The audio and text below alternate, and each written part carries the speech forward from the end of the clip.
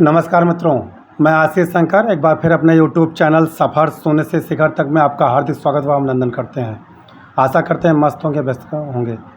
आज हम बात करने वाले हैं दिल्ली में हुई 3 विद्यार्थियों की दर्दनाक मौत के विषय में, जिसको लेकर के इसमें सरकार, शासन, प्रशासन और पत्रकार बंधु बहुत एक्टिव हैं। जगह जगह जाकर के सब लगभग में उसके आसपास तमाम कोचिंग संस्थानों पर ताला मार रहे हैं, सील कर रहे हैं। सबसे पहले हम कहना चाहते हैं कि किसी भी संस्थान को बंद करवाना सबसे आसान है, लेकिन कई लोगों के सहयोग से एक संस्थान खड़ा कर पाना बहुत कठिन कार्य है जनाब। हाँ, बहुत कठिन कार्य है।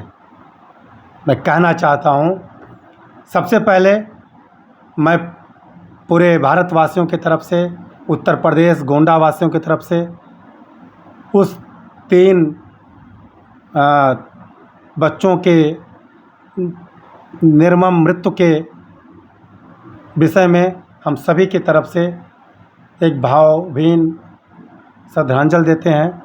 आशा करते हैं, ईश्वर से प्रार्थना करते हैं कि उन बच्चों की आत्मा को शांति मिले, उनके परिवार को इस दुख को सहन करने का क्षमता प्रदान करें।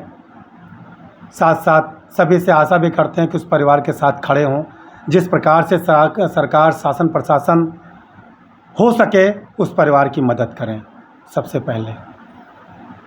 अब हम बात करने वाले हैं शासन से, प्रशासन से और साथ साथ पत्रकार बंधुओं से। अच्छी बात है कि आप एक्टिव होइए। अभी हमने कहा नहीं कि 4 लोगों के सहयोग से चंदा इकट्ठा करके किसी संस्थान को खड़ा करना, निजी संस्थान को, प्राइवेट संस्थान को, चाहे वो शिक्षण संस्थान हो, चाहे वो हॉस्पिटल हो, कोचिंग सेंटर हो, कोई कंपनी हो, कोई फैक्ट्री हो, लघु उद्योग हो, कुटीर उद्योग हो, बहुत कठिन कार्य है जनाब। और बंद कराना, उसके पीछे पड़ जाना, उसकी लग करके उसकी कंप्लेंट ढूंढना, उसकी कमियां निकाल करके फिर हावी होना, ये बहुत आसान है। तारीफ़ करने वाले कम और कमियां बताने वाले बहुत लोग मिलेंगे। ठीक, ये इतना आसान नहीं है जो आप सोच रहे हो। हाँ, शायद इन 3 बच्चों की ज़िंदगी बचाई जा सकती थी यदि शासन, प्रशासन, सरकार चाहती तो। मान लिया अगर कोचिंग संस्थान पुरानी चल रही है, व्यवस्थाएं नहीं दे पा रही हैं, लेकिन रिस्पांस कोचिंग का अच्छा है, उस कोचिंग में पढ़ करके 2, 4, 10 हज़ार बच्चे पढ़ करके और अपने परिवार चला रहे हैं, नौकरी पा गए। अगर संस्थान का रिस्पांस अच्छा है, परिणाम अच्छा है, समाज के लिए संस्थान अच्छा कार्य कर रहा है, समाज के उत्थान के लिए कर रहा है, तो सभी से मेरा निवेदन है कि संस्थान को बंद नहीं बल्कि सहयोग कराइए। जो कार्य सरकार को करना चाहिए था, वो कार्य अगर कोई व्यक्ति विशेष कर रहा है, वो अपना घर बेच लेके आया होगा, अपने पिता की संपत्ति को लेके आया हो, लगाया होगा, अपनी जवानी को लगा दिया होगा, बहुत कुछ त्याग करके एक संस्थान खड़ा कर पाया होगा। और उस संस्थान को खड़ा करने में यदि कोई कमी रह गई है तो सरकार सपोर्ट करे, न कि सील करे। हाँ, अगर संस्थान वैसे टेम्परेरी चल रही हो, उसका रिस्पांस अच्छा नहीं हो, परिणाम अच्छा नहीं हो, तब आप ऐसा कर सकते हैं। लेकिन जो संस्थानों का विगत कई साल से रिस्पांस अच्छा है, कार्य अच्छा है, रिस्पांस अच्छा है, परिणाम अच्छा है, तो सपोर्ट करें जनाब, सील ना करें। अच्छा कार्य कर रहे हैं वो, जैसे खान सर की बात आई, 200 रुपये फीस लेकर के यूपीएससी जैसे भारत के नंबर 1 एग्ज़ाम की तैयारी कराने वाला लड़का अगर टीन सेट में मान लिया पढ़ा रहा है तो क्या गुनाह कर रहा है। वहाँ की बिहार की सरकार को चाहिए, केंद्र सरकार को चाहिए कि जो देश के लिए काम कर रहा है, जो कर पाइए आप उसको हाल दिला दीजिए। उसमें लिख दीजिए कि इतने % बच्चे गरीब के आप पढ़ाएंगे, वो भी सरकार के रिकमेंडेशन पर कर देगा। आप कहीं व्यवस्था करा दीजिए। सरकार 200 रुपये व्यवस्था में यूपीएससी की तैयारी नहीं करा सकती है, अगर वो लड़का करा रहा है तो क्या गुनाह कर रहा है। दूसरी चीज़, दिव्यकीर्ति जी, विकास दिव्यकीर्ति जी की सर की बात मैं करूं, जिन्होंने इस्तीफा दे दिया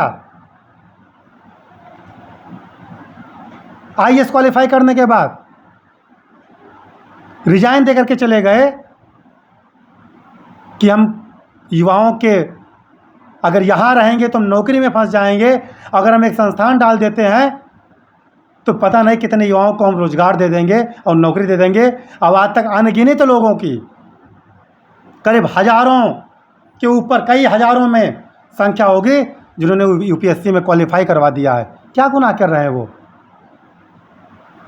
समाज वो आतंकवादी बना रहे हैं, वो चोर बना रहे हैं, डकैत बना रहे हैं। अगर कोई व्यवस्था वहाँ नहीं है तो वहाँ नगर चेयरमैन की है, नगर पालिका के लोग देखें, सरकार व्यवस्था कराए। हाँ, सरकार पार्टिसिपेट कर ले कि अगर आप व्यवस्था करते हो तो हमारे भी कुछ बच्चे फ्री पढ़ाओगे, हम ये व्यवस्था आपको अपने सरकारी स्थान पे आपको हम जगह देते हैं। ये नहीं कर सकते हो, ये करने में क्या जा रहा है? ये भी कर सकते हो, सपोर्ट कीजिए। जिस स्तर पे वो संस्थाएं हैं, मेरे विचार से वो इनकम टैक्स भी देते होंगे। अगर टैक्स भी दे रहे हैं और टैक्स उनसे ले लीजिए, उनकी व्यवस्था कर दीजिए। 10-20 लाख रुपए के सहयोग कर दीजिए कि कोई संस्थान अच्छे से और डाल ले जाएं। कोई सरकारी भवन जो नीलाम हो रहा हो वो दिला दीजिए कि सील कराना ही जानते हैं। इस समय जगह जगह छापेमारी, मीडिया वाले पहुंचे हैं, आप टीन में क्यों पढ़ा रहे हैं? अरे जनाब, ये प्रश्न जाकर के आप सरकार से पूछते कि अगर 200 रुपये में कम फीस में या प्री निकलने के बाद मेंस का टोटल खर्चा दिव्यकीर्ति जी अपने कोचिंग संस्थान में देते हैं, रहने की व्यवस्था देते हैं, खाने की व्यवस्था देते हैं फ्री ऑफ कास्ट एक स्कीम के तहत, तो सरकार उनको कुछ व्यवस्था करा दीजिए। आपने किसी मंत्री, विधायक, किसी मुख्यमंत्री से ये प्रश्न उठाया कि ऐसी संस्थान है जो कोचिंग संस्थान है या शिक्षण संस्थान व्यक्तिगत रूप में चल रहे हैं जिसका रिस्पांस अच्छा है, उस पर सरकार कुछ फंडिंग कर दे? तो सरकार के नज़र में, कुछ समाज के नज़र में लग रहा है कि पूरा निचोड़े लिए जा रहे हैं सर प्राइवेट वाले। अरे भाई, घर खेत बेच के पूंजी लगा के वक्त आया है, 2-2, 3-3 हज़ार रुपये 30 मिनट का फीस वेतन देता है, कहाँ से दे रहा है? इसकी व्यवस्था तो आप नहीं कर पा रहे हो।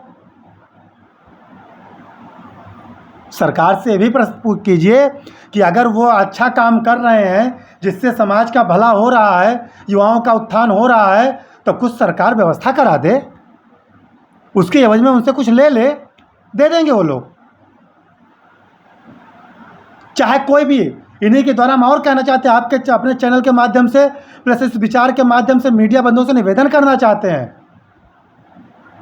कि आप लोग मेरे इस प्रश्न को उठाइए कि जो भी सरकारी संस्थाएं छोड़ करके प्राइवेट संस्थाएं जो भी चल रही हैं, छोटे स्तर से लेकर के बड़े स्तर तक, चाहे वो स्कूल हो, कोचिंग हो, हॉस्पिटल हो, अगर वहाँ का रिस्पांस अच्छा है और व्यवस्थाओं में कमी है तो श्रीमान जी, सरकार से आप ये प्रश्न उठा करके वहाँ कुछ व्यवस्था दिलाइए और उनसे इनकम टैक्स लीजिए, वो दे देंगे।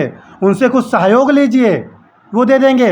वहाँ के डॉक्टर से ये भी बोलिए कि आप 1 घंटे हमारे सरकारी हॉस्पिटल में जाके बैठेंगे निःशुल्क। वहाँ के टीचर से कहिए प्राइवेट कि आप मेरे सरकारी इंटर कॉलेज में, डिग्री कॉलेज में जाकर के 2 घंटे लेक्चर देंगे फ्री ऑफ कास्ट, और हम आपकी ये मदद करने को तैयार हैं। ये क्यों नहीं करना चाहते हो? यही तरह कर दीजिए। कोई व्यक्ति अगर गिने चुने हैं लोग, जिले स्तर पे ले लीजिए, एक जिले में कितनी संख्या है? कई करोड़ों की संख्या है एक एक जिले में। अगर उत्तर प्रदेश में अगर 1 करोड़ लोग में कितने लोग होंगे प्राइवेट सेक्टर में निजी संस्थान खोलने वाले? 1000 नहीं पूरे होंगे जनाब। और अगर 1000 हैं तो क्या है, 1 करोड़ में 1000 एक ज़िले में होंगे मैक्सिमम, जो प्राइवेट सेक्टर में काम कर रहे होंगे, निजी संस्थान खोल के रखे होंगे। जिस दिन वो भी बंद कर देंगे ना, अल्लाह तौबा मच जाएगा। मैं धमकी नहीं देता हूँ, मैं कल्पना कर रहा हूँ। आप भी कल्पना कीजिएगा कि सरकार मुख्यालय पर एक डिस्ट्रिक्ट हॉस्पिटल है कि रोक पाएगा इस पॉपुलेशन को? मुख्यालय पर 2-3 इंटर कॉलेज है, एक ही डिग्री कॉलेज है गोंडा में, LBS डिग्री कॉलेज गवर्नमेंट, रोक पाएगा संख्या को? आज कहना बहुत आसान है कि नेताजी तमाम डिग्री कॉलेज खोल लिए हैं, फला आदमी तमाम इंटर कॉलेज खोल लिया है, फला आदमी तमाम स्कूल खोल लिया है। अरे आप भी कीजिए ना। कम से कम 100 या 1000 व्यक्ति ने समाज के लिए कुछ करने के लिए सोचा। आज वो 1000 व्यक्ति कम से कम 10,000 लोगों को रोजगार दे के रखे हैं। 1000 व्यक्ति तो 10,000 लोग तो रोजगार दे के रखे हैं। तो सरकार की ये मदद नहीं हुई? और कम से कम लाखों बच्चों को शिक्षित कर रहे हैं। ये प्रेशर सरकार का कम नहीं हुआ? हाँ, अगर इतना व्यवस्था करने के बावजूद जहाँ उनको फिनाइल से लेकर के, एक चाक से लेकर के और सब खरीदना है, अगर कोई कमी है जनाब तो कुछ सहयोग करा दीजिए, कुछ अनुदान दिला दीजिए सरकार से कह करके, तो समझें। उस पर नहीं करना चाहते हो पर पहुँचो सील करवा दो। क्या गुनाह कर रहे हैं ये कोचिंग संस्थान वाले? हाँ, जो घटना घटी है सब कोचिंग संस्थान का ही दोष है। अगर पानी का निकास सही होता तो क्या ये घटना घटती? हाँ, मानना कि उस कोचिंग संस्थान के मालिक को आपने पकड़ लिया है, जेल कर दीजिए, क्या वो आतंकवादी बना रहा था? जगह नहीं पाया होगा बेचारा, संख्या बढ़ गई होगी, बेसमेंट ले लिया कि बच्चे पढ़ लें। तमाम ऐसे संस्थानों में ऐसे पेरेंट्स आते हैं। आज तो विरोध सब लोग करते हैं, लेकिन तमाम कोचिंग संस्थानों में, तमाम डिग्री कॉलेज में, तमाम प्राइवेट हॉस्पिटल में ऐसे ऐसे लोग आते हैं, कहते हैं सर प्लीज़ किसी प्रकार से भर्ती रह लीजिए। डॉक्टर साहब कहते हैं सर सीट हमारे पास नहीं है, बेड खाली नहीं है, सर प्लीज़ आप देख लीजिए, हम बेड नहीं होगा, हम जनरल वार्ड में भर्ती कर लीजिए, सर प्लीज़ आप ज़रूर देख लीजिए। ऐसे प्राइवेट सेक्टर में लोग आते हैं, सर हमारे बच्चे का नाम लिख लीजिए, अगर एडमिशन ना हो तो मंत्री जी का, विधायक जी का, DM साहब का फ़ोन करवाते हैं कि कौन बोल रहे हो भैया, फला बोल रहे हैं, अरे एक बच्चा हमारे मित्र हैं, इनका एडमिशन ले लो। संस्था का मालिक कहता है सर सीट नहीं है। अरे तो अब हम कह रहे हैं हमारी बात टाल दोगे? ऐसे में संख्या बढ़ जाती है। बढ़ गई, क्या करे बेचारा, ले लिया बेसमेंट, चला रहा था, गुनाह कर रहा था। अगर पानी निकास होता सही से, रोड पे नाली बनी होती सही से, जो भी पानी जहाँ निकाल, वो जहाँ की दिल्ली की व्यवस्था रही होगी, अगर सही होती तो ये घटना घटती? इसलिए किसी घटना के दोनों पहलू को लेना चाहिए जनाब। लेकिन हम क्या बता दें, एक देहात में कहावत है, हमारे यहाँ कही जाती है, गोंडा में एक क्षेत्र है परसपुर, सूकर क्षेत्र, जहाँ पे तुलसीदास जी का जन्म हुआ था। वहाँ के एक बाबा थे, बुजुर्ग चले गए, वो एक कहावत कहा करते थे कि पशु अशु बसहि परसपुर, पाछे मत बौराई, अर्थात कि परस्पर के क्षेत्र में पशु के समान लोग बसते हैं, और जब कोई घटना घट जाती है तो पाछे मत, बाद में उनकी बुद्धि काम करती है, शुरू में नहीं काम करती है। तो ये भारत है, यहाँ जब कोई घटना घट जाती है तब कुछ दिन लोग एक्टिव होते हैं, फिर शांत हो जाते हैं। निर्भया कांड हुआ तो उस पर जो लोग एक्टिव हो गए, सरकार ने उस पर विधेयक पास कर दिया, फंड पास होने लगा। अभी पिछले साल एक रिपोर्ट आई थी जनाब कि उस फंड का पैसा तमाम प्रदेश के सरकार खर्चा ही नहीं कर पाई, वापस कर दी। सोचिए, महिलाओं के सुरक्षा के लिए केंद्र सरकार के द्वारा दिया गया पैसा राज्य सरकारें ख़त्म नहीं कर पा रहे हैं, खर्च नहीं कर पा रही हैं, वापस हो गया। जिस दिन फिर कोई निर्भया ऐसा कांड होगा, हो रहा होगा, वहाँ शासन प्रशासन मौन बैठा है। जब कांड हो जाएगा तब फिर एक्टिव हो जाएंगे। निकाल लीजिए, अगर मैं झूठ बोल रहा हूँ, प्रत्येक राज्य के स्टेट का स्टेटमेंट, निर्भया कांड का पैसा वापस हो जा रहा है, उसका कुछ परसेंट खर्च कर पा रहे हैं, 2-4%। जब वो पैसा दिया गया तो उसको खर्च करने में क्या जा रहा है भाई? क्यों नहीं खर्च कर पा रहे हो? खर्च करो, सुरक्षा दिलाओ, व्यवस्था दिलाओ। लेकिन जिस दिन फिर कोई घटना घटेगी, फिर कोई निर्भया कांड जैसा कांड होगा, उस दिन सरकार, शासन, प्रशासन, मीडिया सब एक्टिव हो जाएंगे। आए दिन घटनाएं घटती हैं, किसी की दब जाती है, किसी की उठ जाती है। वही खान सर, विकास देवकीर्ति सर, दिल्ली जो भी कोचिंग, यही कोचिंग बेस में नहीं चल रही हैं, बहुत कोचिंग चल रही हैं। लेकिन हाँ, उस समस्या का निदान नहीं ढूंढा जा रहा है, बल्कि संस्थान को सील करने में समय लगे हैं लोग। मैं पुनः एक बार शासन, प्रशासन, मीडिया बंधु, सरकार सबसे निवेदन करता हूं कि जितनी भी प्राइवेट संस्थाएं चल रही हैं, प्राथमिक विद्यालय प्राइवेट से लेकर के और उच्च शिक्षा संस्थानों तक, कोचिंग संस्थान तक, हॉस्पिटल हों, सबके जांच करवाइए, सबका फीडबैक लीजिए, और यदि उनका कार्य व्यवहार रिस्पांस अच्छा हो, समाज के लिए अच्छा कार्य कर रहे हों, वहाँ के बच्चे, वहाँ के अभिभावक से भी फीडबैक लीजिए। अगर वो कहते हो कि नहीं, इनका कार्य व्यवहार बहुत अच्छा है, तो यदि उनकी व्यवस्थाएं कम हों तो सहयोग करने का प्रयास करें, ना कि महोदय सील करने का। जय हिंद, जय भारत। यदि किसी को मेरा विचार गलत लगा हो तो कमेंट करके बताइए, और यदि मेरा विचार अच्छा लगा हो तो भी कमेंट करके बताइए।